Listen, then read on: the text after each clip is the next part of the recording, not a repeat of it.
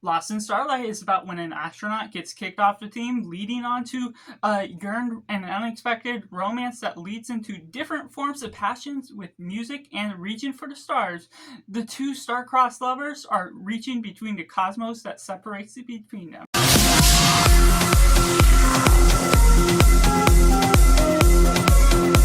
And welcome, Cinema, where we focus on the film. I'm Josh. This is Simply Cinema. Let me know down in the comments below what you thought of Lost in Starlight. Was it good? Was it bad? Or somewhere right in the middle? And taking it right in the positives, this is a film that really dwells within the idea of romance, within the different yearnings for passions that these two lovers are going after. It starts off with the astronaut that really is our main focus, that girl that wants to have something that's yearning for the stars, going on a mission to Mars and trying to figure out the configurations to her problems, figuring out the resolution to certain situations with microorganisms, how she's trying to become a scientist that really manages things. And there's something that's deeply troubling her that we don't get to see right away until later on in the movie that really resolutes to something incredible in the major situations that it all resolves in, which leads us to her getting kicked off the team,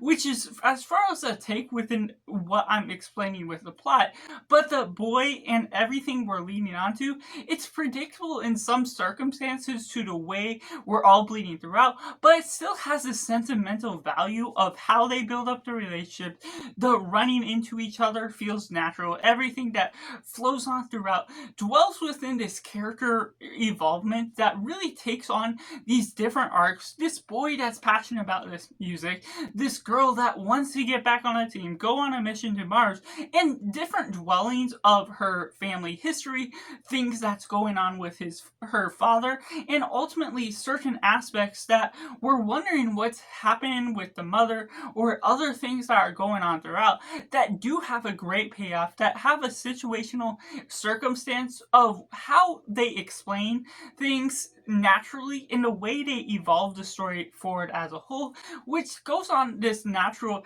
idea of this romance that blossoms within these characters that come about, this boy that's sort of abandoned music, but the nature of how that all forms and gets them yearning for their passions once more becomes something that flourishes well within this film, takes us on this new sort of different abnormal journey that becomes so fresh in some form of the way it's explained, the way it all plays out, and as an anime film, which I'm not particularly always following along. I'm not against anime by any means, but I just don't happen to have them on my watch list as yet,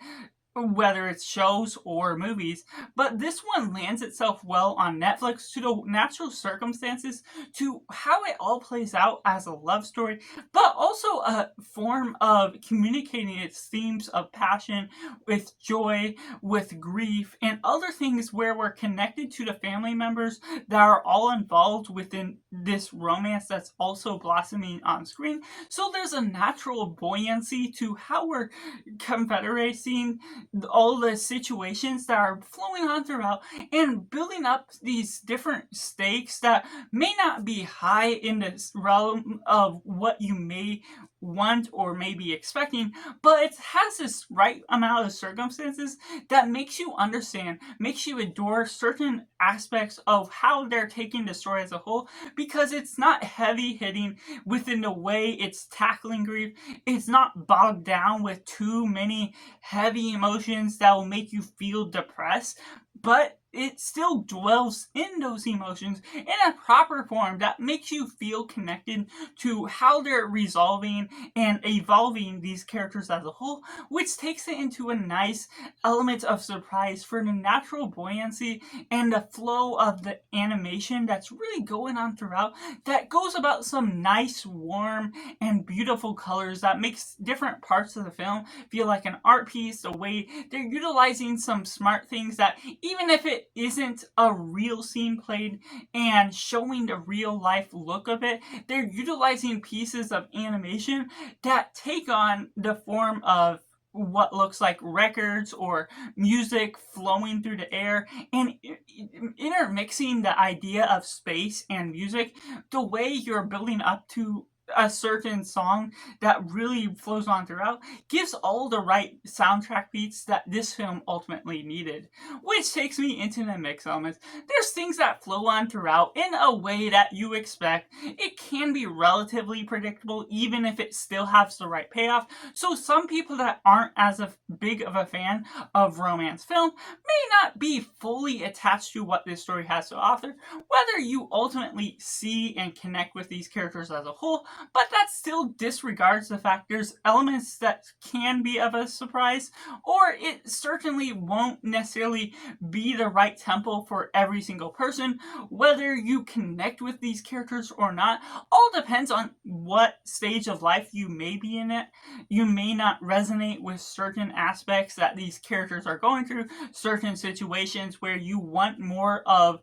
another family member to be involved with the story that they currently are less involved, and there's a few different circumstances throughout that can create some weird resolvement to what is ultimately offered as a whole, which takes me into the negatives. There's not a whole lot I have to complain or nitpick about, but there is some weird editing choices within the third act that is smooth in one sense, but not always clear on how it's communicating its message. I don't know if a rewatch would settle and make me understand fully what they were aiming for, but the choices, what they're doing, resonating with what's going on with her mother and other offers to the music versus present day sense. There's different flashbacks here and there that are settled in with some of the music, which can play a sentimental toll to how they're playing with the emotions of the environment, but also can be a mixed up environment